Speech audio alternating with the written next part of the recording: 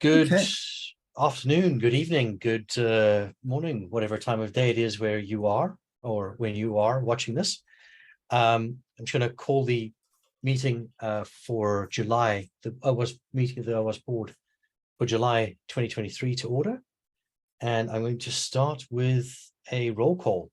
And in order of people I see, Bill. Here. Matt. Here. Avi.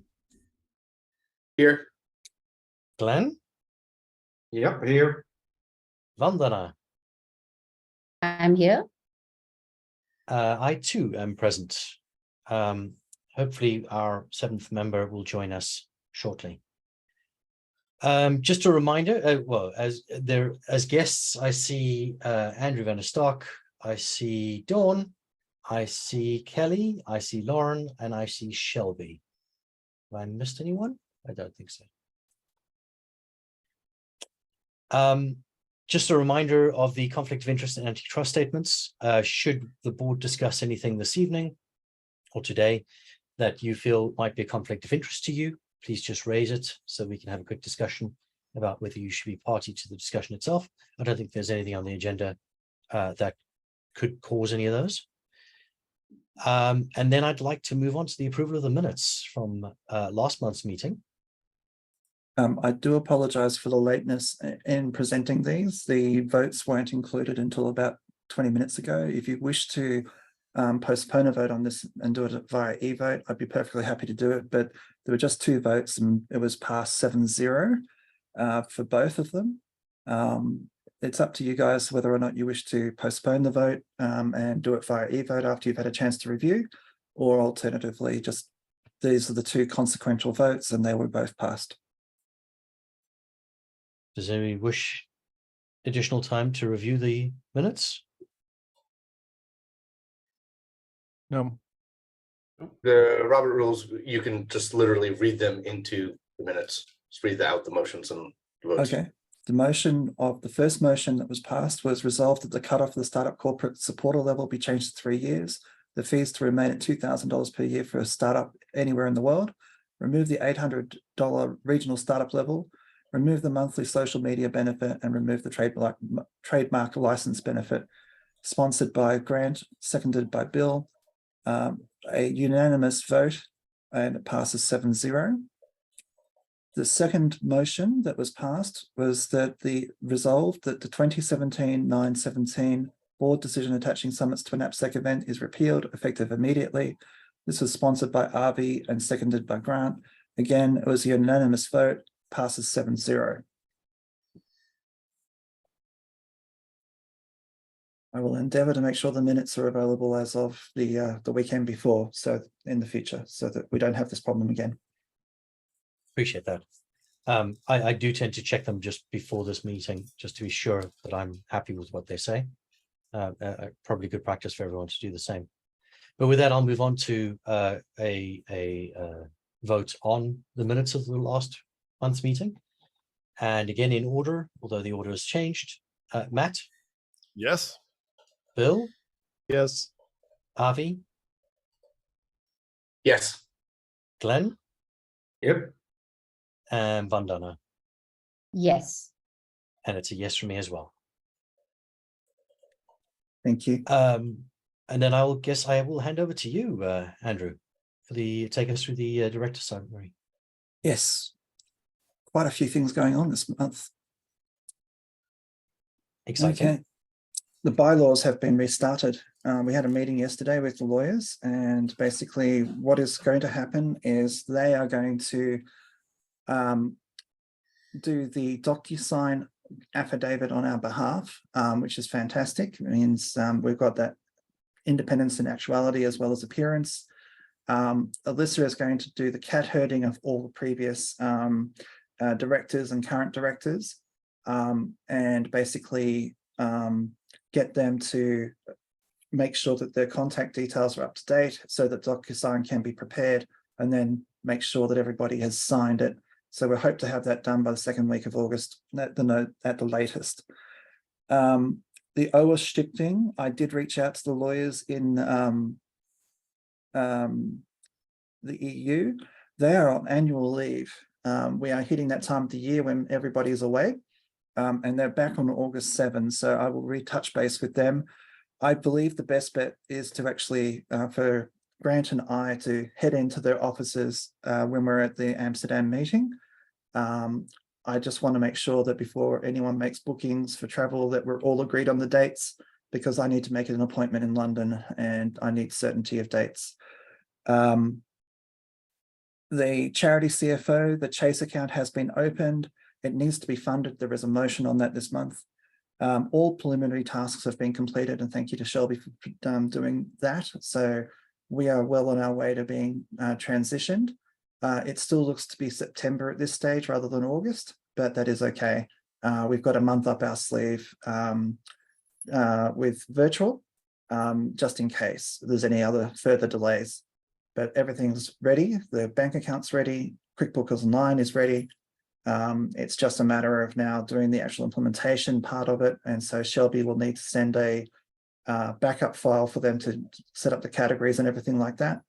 And then there'll be a transition time, and the funding of the account today will help us with that transition, so that when the charity CFO takes over, we have money in the account to service the payables, and we can start transitioning all of the receivables into bill.com/Chase.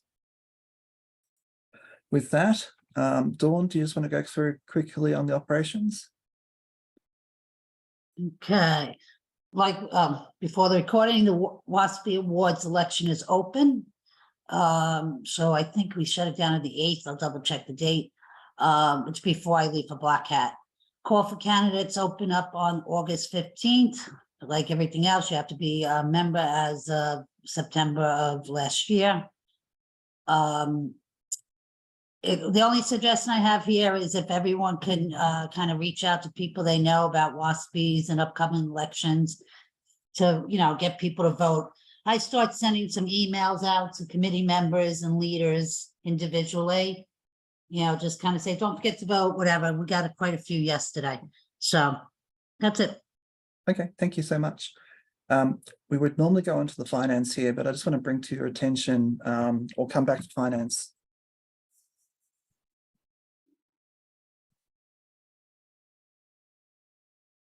Membership and chapters. We've had an overall downward trend of 49 since June 2023.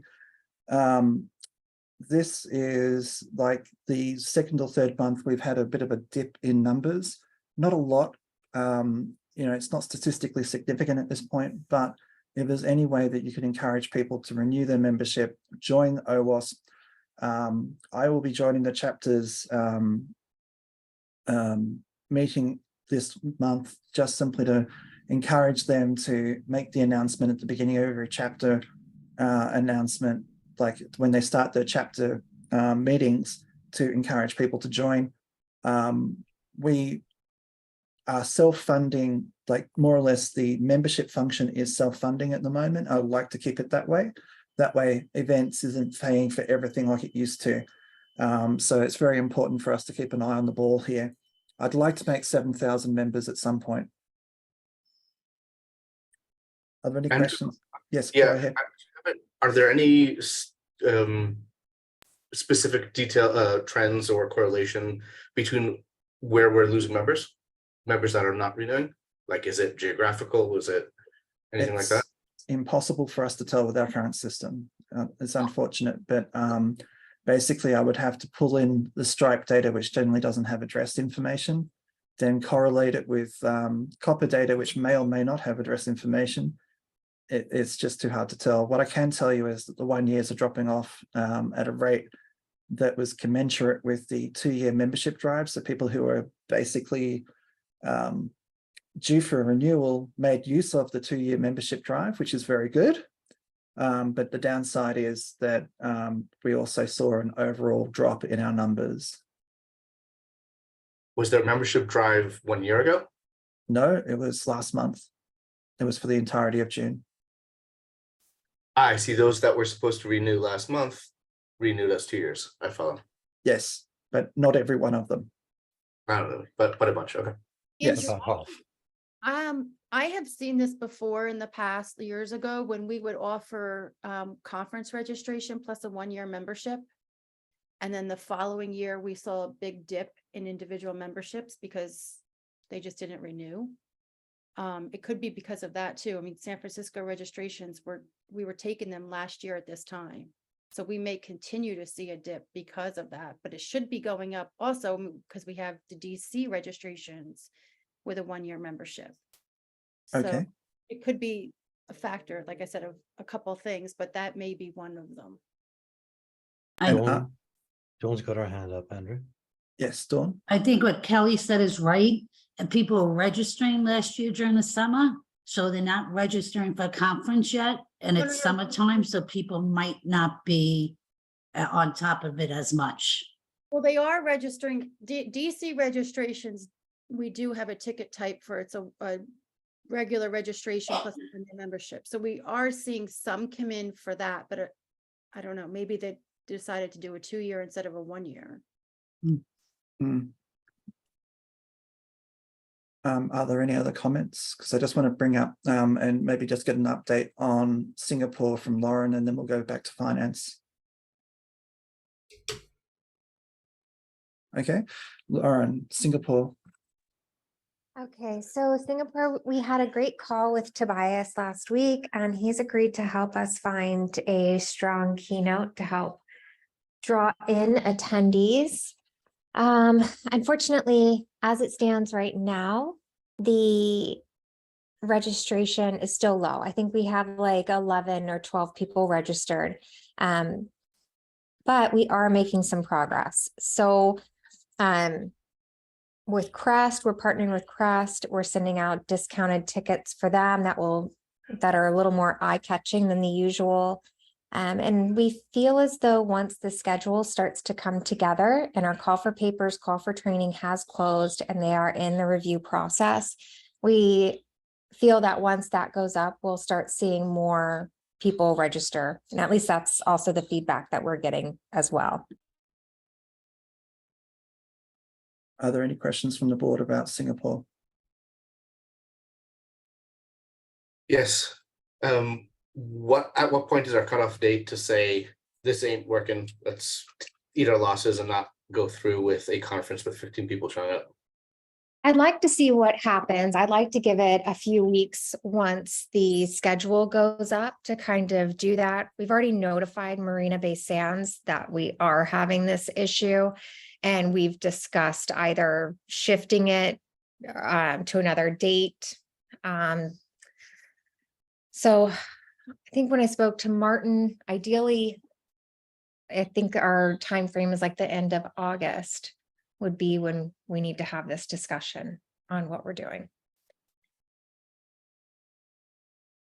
Okay, Andrew, make sure that that is a topic on next month's agenda then. Okay. Yeah, and from what I remember, the cost if we cancel and the cost if we move forward are pretty close, right? Yes, they are. So that was because that was one of the things we were talking about earlier. As treasurer, it was this whole issue, and the cost is pretty small. So in some ways, we'll get to it next month. But in some ways, it might almost be just worth it just to have it, to establish it as a thing and do better the next year. So Yeah, but if it's not just financial, you're basically establishing it that this conference will have 15 people. That's totally shooting yourself in the foot for next year. okay, well, yeah, we could cancel it, I guess. Yeah, I mean, I think if it were that, Like last year. I Or- think ideally, if I may, like, if we only have like, I don't know, 30 people there, obviously we don't want that to happen, especially with our sponsors. I feel at that point, maybe we would look to shift the dates of the conference, something into 2024. And we've kind of thrown around the idea of tying it into another cybersecurity conference, tailgating on that. And just being a little bit more strategic onto the dates that we pick. So I think if we end up with like whatever number we come up with at next month's board meeting. If we're below that, we'll just shift the dates instead Yeah, of one- outright One canceling. of the challenges with Singapore is that it's a 1-day conference. But locally in Singapore, there's not like thousands of people, right? There's a small chapter. So most of the headcount that would attend are from outside of Singapore, and almost anywhere outside of Singapore, it requires like extensive travel to get there. So the question is, would you spend like 8 hours on a plane to get there to do a 1-day conference to turn around and then fly back? So you'd spend 2 days of travel for 1 day of conference. So the next time we were thinking we should probably make it a multi-day thing. So people, when they invest the time and energy to get there and stay in Singapore, they're there for a few days. It makes more sense logically, but Mhm. anyways. Yeah, I think right now we're just hoping that the large base of cybersecurity professionals within that region will be eager to attend this year's event. Brandana? There is one thing that we can also do. There's another conference that happens there is B-Sides. Probably we can partner with them where they promote us and we promote them. That can be done really good. And Portswigger has a good reach. That's a media company that always looks for collaborating with conferences. They want to write something about it. If you want, I can connect you with Portswigger as well. Would you And I mind? know doing B-Sides that? founder. Dana, would Sorry? you mind doing that? That would be great. Sure, I'll connect you tomorrow first thing with both of them. Thank you. I want to point out Portswigger is a commercial vendor. They have a media thing, which is separate from it, as far as I know, because I have had chat with them. I can share those details. Once we feel comfortable, probably we can do that. I mean, I don't think it's a problem necessarily to get them to promote us, but it is worth noting. And address accordingly. Yeah, Right. but the audience is right up our alley. As in AppSec professionals, maybe not developers. Okay, with that, Shelby, do you want to take over the screen, or do you want me to press the forward button when you say yes? I can take it. Okay, If that's go for it. all right. I'll just need host to enable me quickly. Okay. Where's Shelby? Okay, you should be able to do it now.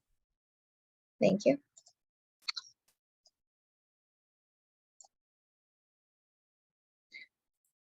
Alrighty. So I'm just going to jump right into year-to-date revenue. So year-to-date through June, revenue is about 1.236 million, compared to the approved budget of 1.463 million. We're about 227,000 under the approved budget through June. So to break that down a little bit, corporate membership is at 147,000. That is 78,000 under the budget of 225,000. Individual membership is at 155,000, and that's 5,000 ahead of the budget of 150,000. Project and technology income is at 58,000, and that's slightly ahead of the budget. Donations and grants of 23,000 are under the budget. We budgeted around 54,000. So in June, the donations received, we got $45 from the UK OGF, $50 Stripe donation, and then we had 1,200 allocated to the Orange County chapter and 500 allocated to the London chapter. Event income is at 854,000. That's 128,000 under the budget of 982,000. To break that down, registrations and sponsorships for Dublin came in over budget. Snowfrock brought in about 72,000 in income. German Day actuals year to date, it's about 3,000 in income. AppSec Israel brought in 119,000 compared to the budget of 227,000. BASC brought in about 17,000 Pacific Northwest about 26,000, and the virtual training day about 13,000. That's the actuals through June to date. Going into expenses, year to date, expenses are about 1.429 million compared to the approved budget of 1.5 million. So OWASP is about 71,000 under budget for the spend for the year. To break that down, projects are about 5.5 thousand under budget. Events are over budget slightly by 30,000. This is because Pacific Northwest totals came in at around 28,000 in spend versus we had a budget of 10. And then we spent about 10.5 thousand on the virtual career fair, and that wasn't in the budget. Chapters and outreach are combined 16,000 under budget. And then fundraising was over budget by 38,000 due to the salary allocation. So with all of that said, year to date net loss is 193,000 just about. We had approved budgeted loss for about 37,000, so we're a bit over the approved loss. The majority of these variances are due to the conference income coming in under, as well as the membership coming in under, and then having expenses 71,000 less than budget offsets it. Net income is down from last year by about $350,000. Accounts receivable is at 387, so that's up a little bit from last period. 16% of that is over 90 days past due, and 40% is in the less than 30 days overdue category. Cash is currently at 2.116 million. That's 50,000 less than last month, but 426,000 more than the June balance of last year. So 25% increase year over year. If you remove the AP and the project balances, we have about 1.888 million, which is 28,000 more than last month. That puts us at 10.1 months of reserve for operating expenses, and then 7.6 months of reserves for all expenses, which is still over the standard of 6 months of reserves. Does anyone have any questions? I have a question on the Pacific Northwest Sure. overspend, but it may not be something that you can help with, Shelby. We budgeted, what was the budget for the Pacific Northwest conference? 1 second. So for Pacific Northwest, let's see where my notes are. So we had a budgeted 10,000. The totals came in about 28,000. I'm happy to send a P&L detail of what those exact expenses were by vendor after this call, if that'd be helpful to see. I think it would. Okay. Lauren, Kelly, is Yes, there anything please. that you guys have? Oh, okay. Oh, You that know was a what Lux shock said. to me. Okay, Yeah, I'd be happy to share that detail. I'll just send it to the board and Andrew events after this call. thank you. Thanks, Shelby.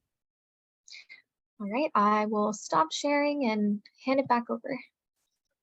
Okay, thank you. I'm just going to go back to the minutes and I'll hand over to Grant.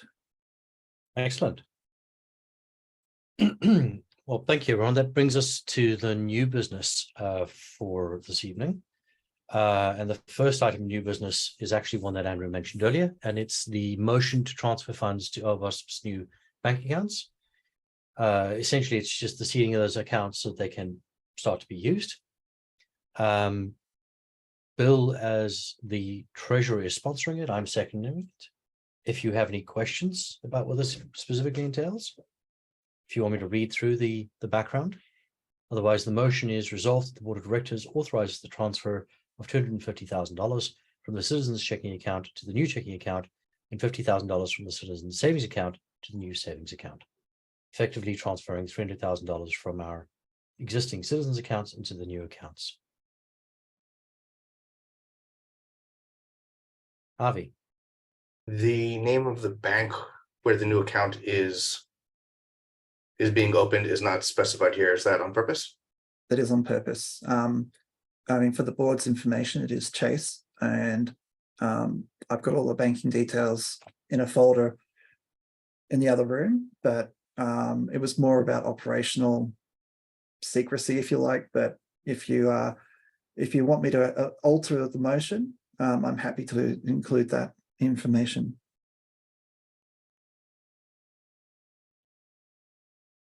I'm not sure why. Yeah, if It's- there's not any reason for secrecy, I kind of feel like it should be specified. I'm not sure why it's bugging me.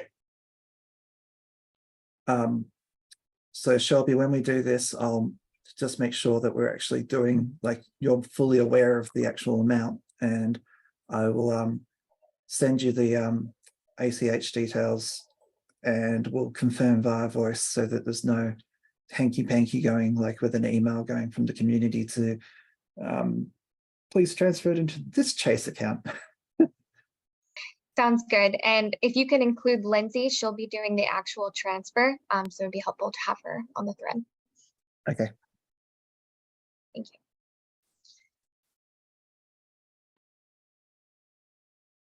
with that being said, Avi, if I amend the motion to say resolve the board of directors authorize the transfer $250,000 from the citizens checking account to the new Chase checking account and 50,000 from the citizens savings account to the new Chase savings account. Would that be better for you? I think that makes a lot more sense. Yes. So the idea behind that was so that no one reviewing this board call or looking at the minutes could intercept the comms between Andrew and potentially have the money go to a different Chase account. I think that was the original intention. Mhm. But seeing as that Shelby, Andrew, and whoever else is involved will actually do this via voice, I think we can make that amendment. Mhm. In that case, I will call for a vote unless there's any questions or discussions. I don't see anyone. Right, Matt, Yes, or approved. Bill, Yes. Avi, Yes. Glenn, Yep. Vandana, Yes, and it's a yes from me as well. Thank you so much, everyone. Yeah, just operational security when doing it, Andrew. It's Yes. $300,000. I'd rather it actually did end up in the OWASP Chase account and not some random other Chase account. Yeah. The second motion on here is the motion to update the OWASP vision and mission on the website.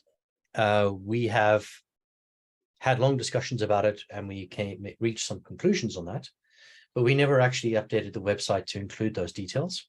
There is a pull request that has been prepared with the updates, and I'm sponsoring this motion and Avi is seconding it. It's literally just making the information that's in our planning documents, in our strategic documents, and in minutes of meetings previously actually publicly on the website as line items that say the vision and the mission. Any questions? Yes. Point of note, if you reload the page, I stuck the URL back in there. You had a PR there that was not approved. I pushed that in. I think it would behoove us to open that up for everyone to read as the changes would be.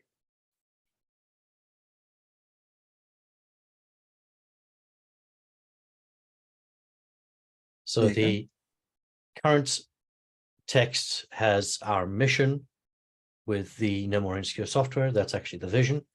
And then there's new text to include our mission, which is to be the global open community that powers secure software through education, tools, and collaboration. That's the item that's being added. Dawn, I see your hand. Is this changing our current mission or just updating what's on the website? Just updating what's on the website. Okay, because our current mission is bullet. So is that going to be posted on the website now? That's what this does. But our current mission just says is no more insecure software. That was the last approved mission. Then So I this don't is- have the last approved mission. No, Alright. hang on, wait. Dawn, you do, and if you look at the remainder of the text here, it's got those bullet points on there. But I the don't- actual, it's already on the website, the bullet points. Okay, all right, I'll check it when this is done then. Perfect. But Thank you. this is a change to the official mission. The No, definition of that. correct, Okay. but Dawn's right, the official mission has got more Yes. details with bullet points in it. And that is Yes. that is on the website already. It's just not labeled correctly on the website. Right, the high Okay, level. yeah, because if I had to, I just wanted to know if I had to change the mission statement throughout a lot of things. No. Okay, thank you. The official mission statement you have is just going to be published now. Mhm. So unless there's any other questions, I'll bring it to a vote. Starting with you, Matt. Yes. Bill, Yes. Avi, Yes. Glenn, Yep. Vandana, Yes. and it's a yes from me as well. Thank you. You're going to approve the pull request.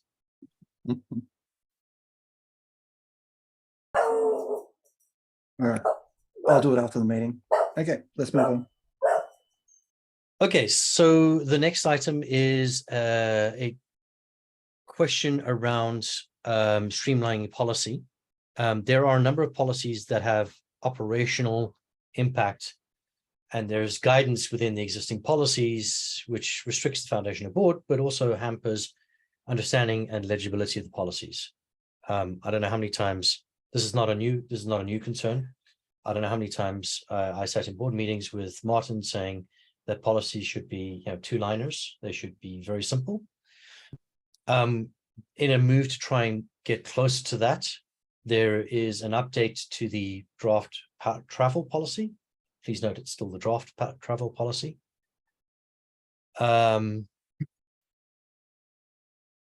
Yeah.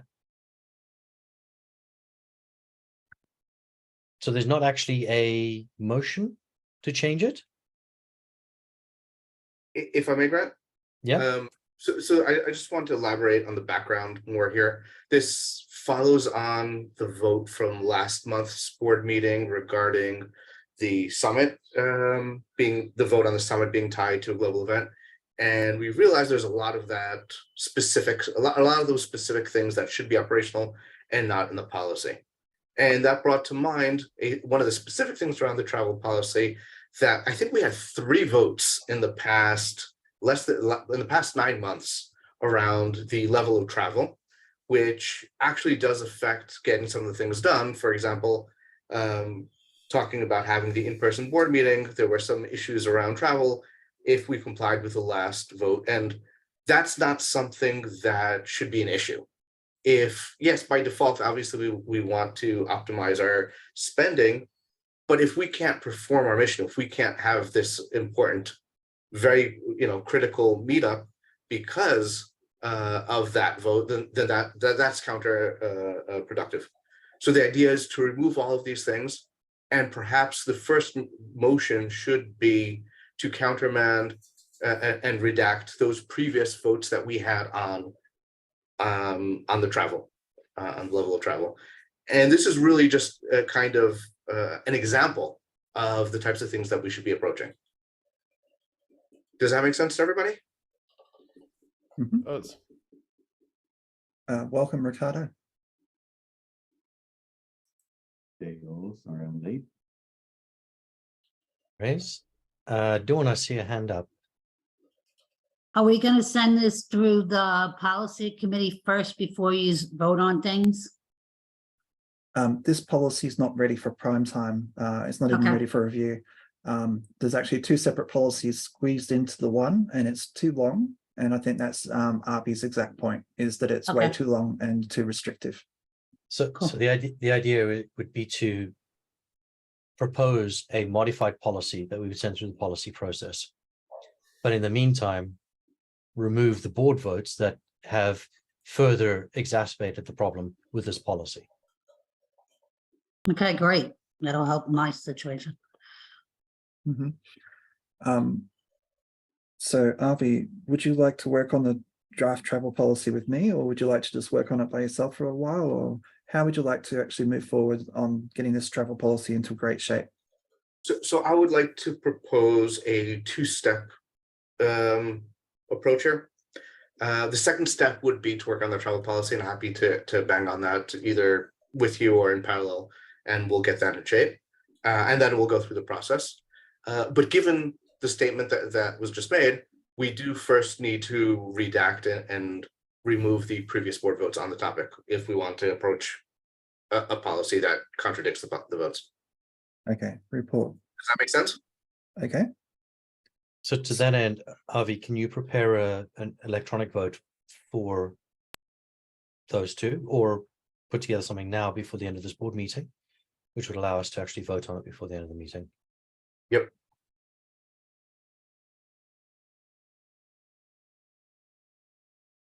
I'll have it in a couple. Yeah, for what it's worth, a simple policy is easier for us to operationalize.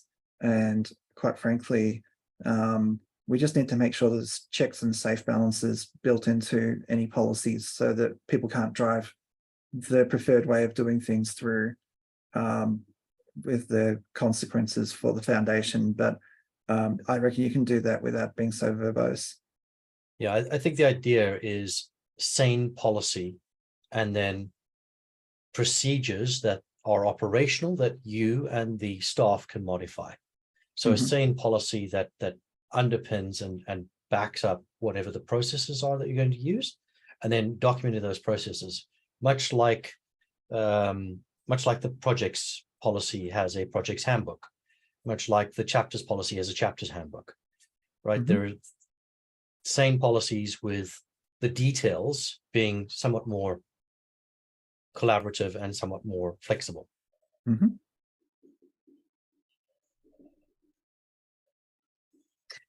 I realize that I've asked you to go ahead and put together a vote, Avi, but we're supposed to be talking about the status of the strategy, if time permits.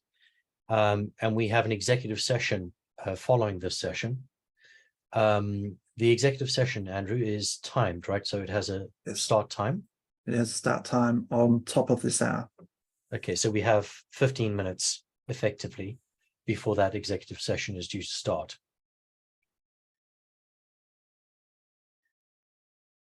And I realize I should have prepped a little better for actually walking through the strategy as it stands. What's the right approach here? I think you should, well, I think closing down the previous discussion point on the streamlining policy, I think everyone's in furious agreement, but just make sure, and then basically start sharing your screen with the strategy and tell us what you intend to do. Oh, I just see a text pop up.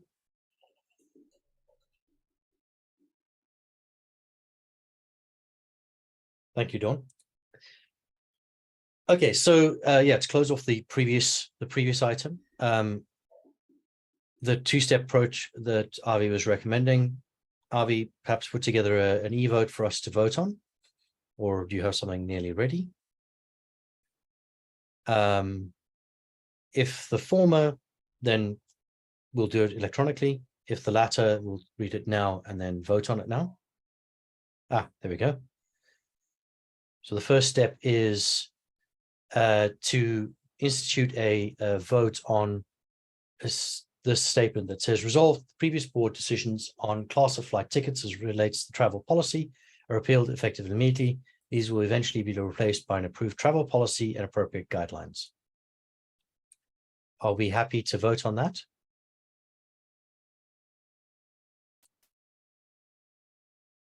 Yes, I am, but I think I'm okay to take input from everyone. I mean, I've got enough details to vote on that. Okay, then I'll bring it to a vote.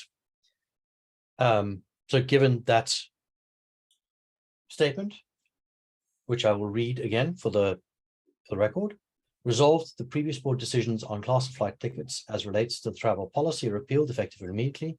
These will eventually be replaced with an approved travel policy and appropriate guidelines. And then in the order that I see, Glenn, you're at the top of the list now. Yep. Matt, Yes. Bill, Yes.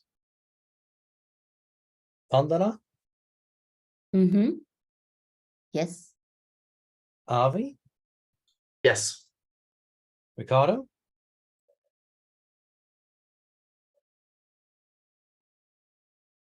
Ricardo? oh, sorry, Ricardo, you just rejoined the audio. Did you hear the what we're voting on? I'm sorry, my Zoom crashed there. No worries. So the resolution we're voting on is resolved that the previous board decisions on class of flight tickets as relates to the travel policy are repealed, effective immediately. These will eventually be replaced with an approved travel policy and appropriate guidelines. So I see you nodding your head vigorously. For the audio record, Ricardo, your I'm vote sorry, is yes. perfect. And it's a yes from me as well. Okay, Which now step 2 of this, Avi, Andrew, is to work through that travel policy and get something sane together, and then put together the guidelines that go with that. I suggest, Avi and Andrew, if you can't find time to work on it together, work on it sort of handovers in a single document. And then when it comes to guidelines, I would recommend getting Dawn involved in that. Mhm.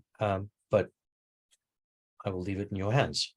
Okay, for Hopefully we'll that be- motion, Mhm. who was the sponsor and who was the second? Avi sponsored and I seconded. Okay, done.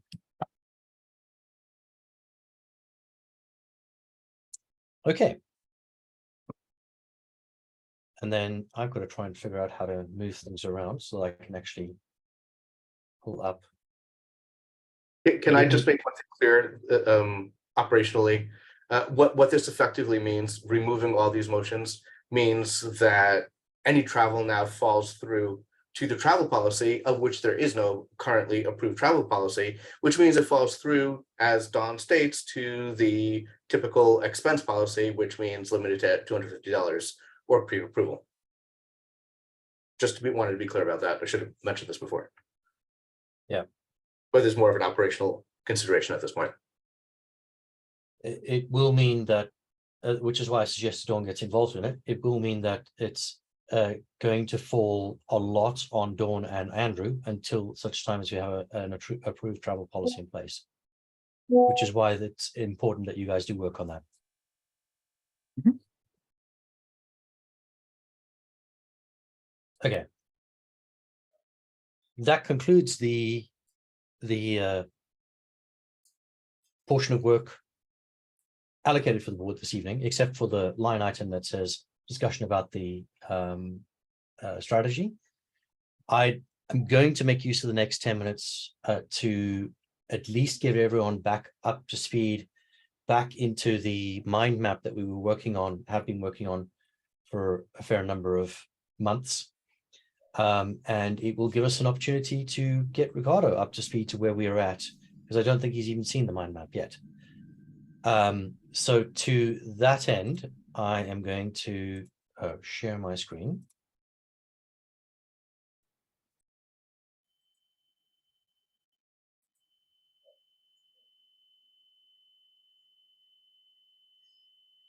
And I'm going to collapse down things and zoom in a little bit more so we can start with.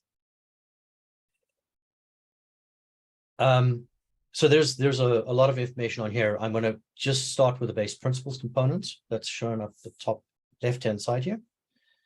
We discussed our vision and mission and updating those on the website.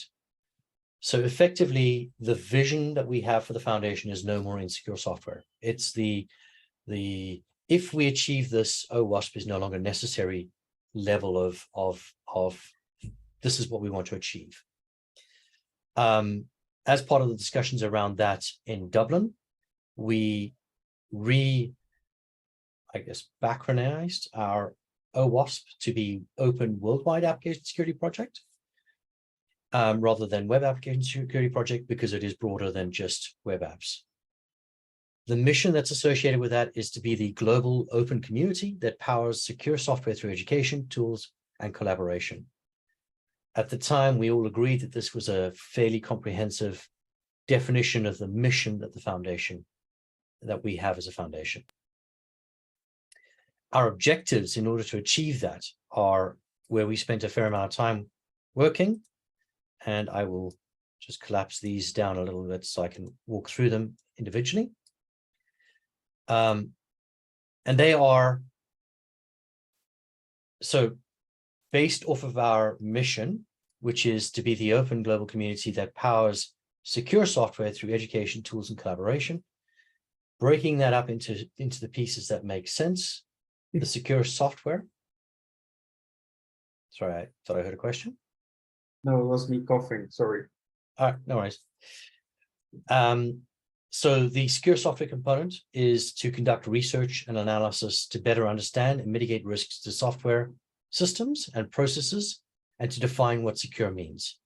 That's a slight rewording of what Glenn very strongly advocated for in Dublin, which was that we should be doing actual research and development.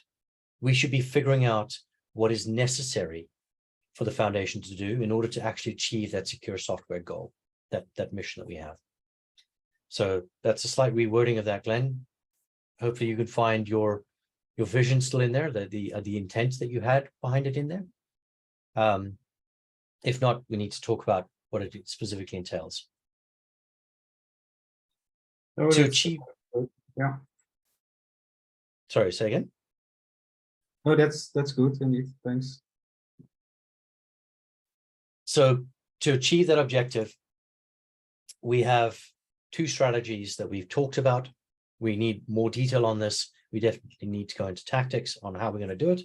But the strategies here are first to understand what software means, because it's not just web applications. It's probably also AI. It's probably also IoT, because we have projects in those spaces, and they probably are going to be things that we're going to include. But we need to define what that is for us as a foundation. And then we need to understand what secure means for that software. And that's going to be where a lot of the research is going to have to happen. Big meaty topics that I hope we'll get a chance to drill into during the course of the next couple of months. And that takes me down to education. So we said that we're going to be the open communities that power secure software through education, tools, and collaboration. And education, tools, and collaboration are the next three items here. Education, the objective there is to provide education and training programs for developers, security professionals, and other stakeholders to increase awareness and knowledge of software security, and growing the next generation of security practitioners, and provides opportunities for personal and professional growth. It's quite a broad range of things we want to do in education. Anything in that objective that jumps out as being not what we want to do or not what our goals are? I'm very aware of how little time I have to go through the strategy before our closed session. So if there's no questions, I'll jump down onto tools so we can finish off the objectives before we go into more details. The tools are our projects, right? It's to develop and promote free and open source software and knowledge tools to support secure software development practices, whether that's the top 10, whether that's tools like Zap, whether that's tools that we haven't come up with yet, that we still need to come up with. Those are the things that we need to do to provide to the community to help us actually be that global open community that powers secure software. Collaboration.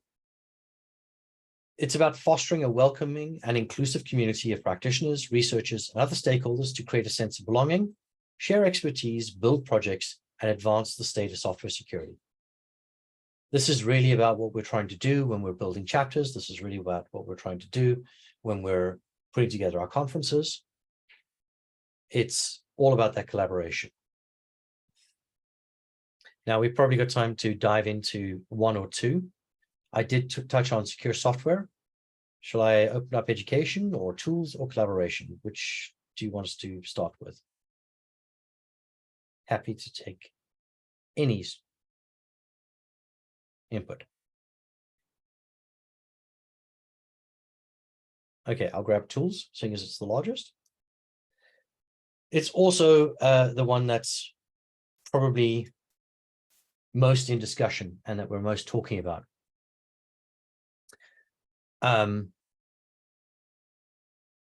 Is this our closed session joining us, Andrew? Okay. Then possibly this should be to be continued when we have a little more time available to us. And when we do, I'd like to jump into the strategies that we've come up with that we started talking about around tooling, and we'll take it from there. The last remaining thing you've got to do is close the open meeting. Yeah. To adjourn it. So to that end, I would like to bring the open session of the meeting of the board to a close. I will make the motion to do so. Can I have a second? Second. Thank you, Avi. With it so motioned and seconded, all those in favor say aye. Aye. Aye. Aye. Thank you. Okay. If you wouldn't mind stopping the recording, Andrew. Thank you, everyone, for joining us. Thank you. That brings us to the